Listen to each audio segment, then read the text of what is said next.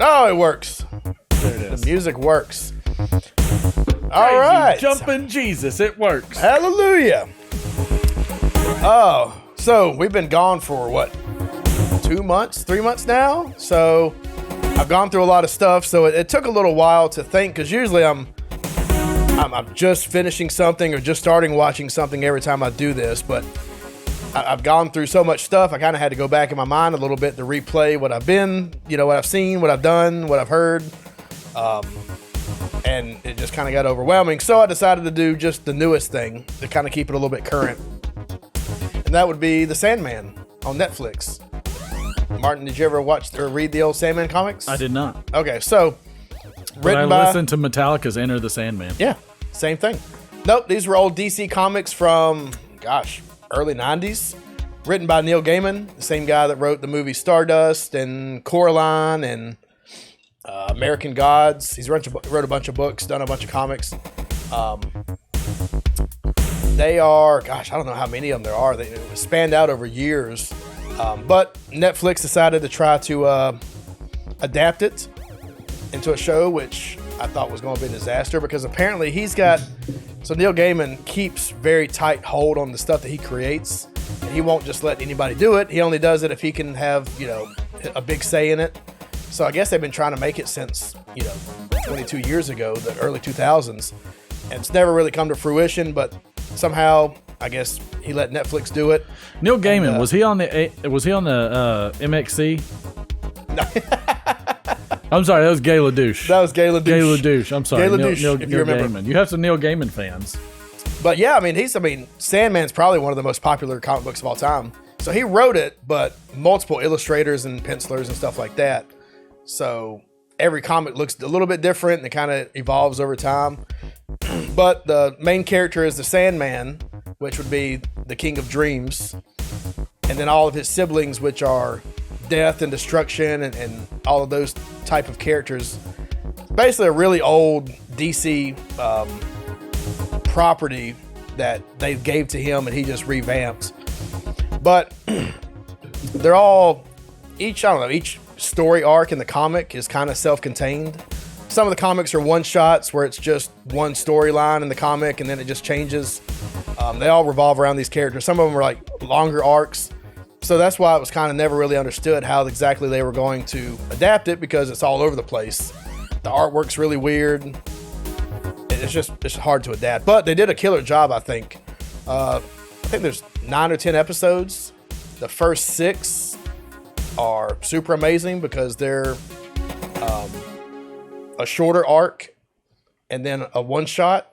And then the last 3 or 4, I can't remember, are another arc that's a little bit weaker, but it sets up some stuff for as long as they continue with the storyline, it sets up some stuff for later. According to Smoking Kentucky Piper, J.K. Rowling ripped off his books of magic for Harry Potter. That's a very big statement. So yeah, Andrew. Sorry, I haven't been looking at chat, but the guy that plays Sandman. So Sandman in the comic is. It was created in like the late 80s, early 90s, so he's real skinny. He looks like Robert, what's his name? The guy from The Cure. He's got like big black hair and he's real skinny and pale. It looks like an emo kid. I'm the wrong person to be confirming this. I know, right?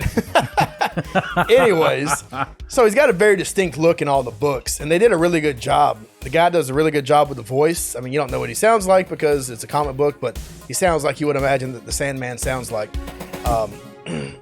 They changed Every time you say it, I think of Metallica and what his voice sounds like.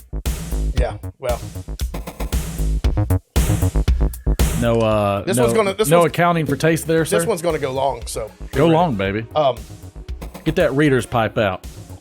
Get that big hunk of I think I might be done with it. Massive But wire. there wasn't.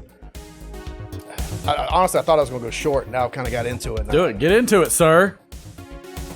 Get into it. So anybody that's watched it, the first arc is really well done. It goes about 5 episodes, and it's great. The 5th episode is probably one of the most disturbing comic books ever written, and they translated it pretty well to screen without making it super disturbing. The 6th episode I thought was phenomenal. It follows Death and Sandman kind of going around. She's trying to help him cope with some stuff and be a better deity, basically. And I think the 6th episode of the Sandman series on Netflix is probably one of the best single TV show, single episode of a TV show that I've seen in probably a long time. It was just really well put together. The story was cool. It's interesting. Better than Peacemaker? Just that episode, yes. Because the episode is just a standalone episode. It doesn't really connect to anything else. And then the end of the season follows another storyline. It's a little bit weaker. Like I said, it just kind of trails off a little bit too long, I think. But overall, I think they did a killer job. I was going to kind of rate it one way, but now that I've kind of talked myself out of it, so I kind of think I'm going the other way. But we're going to see how the rating works. We're going to jump right in. That being said, Sandman on the Netflix, I would say, or The Sandman on Netflix, I would say watch it if you love fantasy, comics, mythological beings, because it's all about that. It's almost like Paradise Lost or Dante's Inferno. It's got a lot of influence from that kind of stuff too. I like some Dante's Inferno now, baby. So Give me some Dante. The show Lucifer, that was really popular on TV, had like 5 or 6 seasons.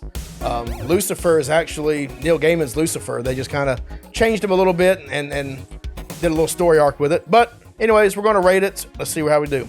Good. Is it going to work? Forgot to turn off your other music. I did. Okay, stop. And yep, hit stop on all of it. Stop. Stop. Let's see. 1 second. Hold on. 1 second. Hit stop. Hit stopped. Hit the button again. There you go. All right, now hit the stop button. Yep. Now hit stop.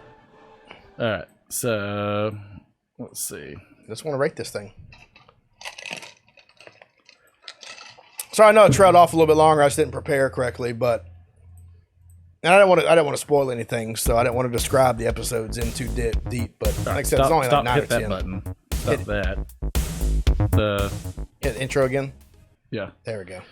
Let's see. All right. So Can I rate this thing or not? Now hit the descale button. See what. About to change my rating after waiting so long. I hear the music. I hear the music too, but for some reason it's not playing.